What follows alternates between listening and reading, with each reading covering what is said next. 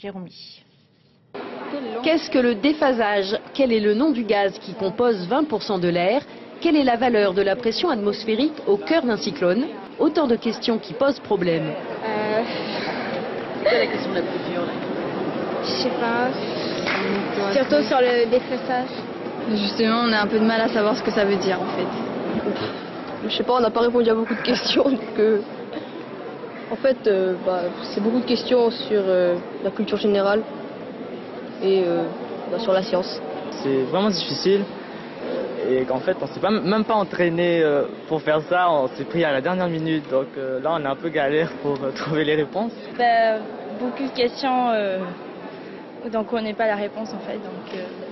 Heureusement pour les élèves, le concours scientifique des collèges s'effectue en équipe de 3 et seulement des volontaires.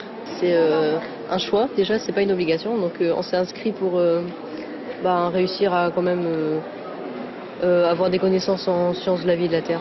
Donc c'est juste, spontané. Non, c'est juste pour le plaisir.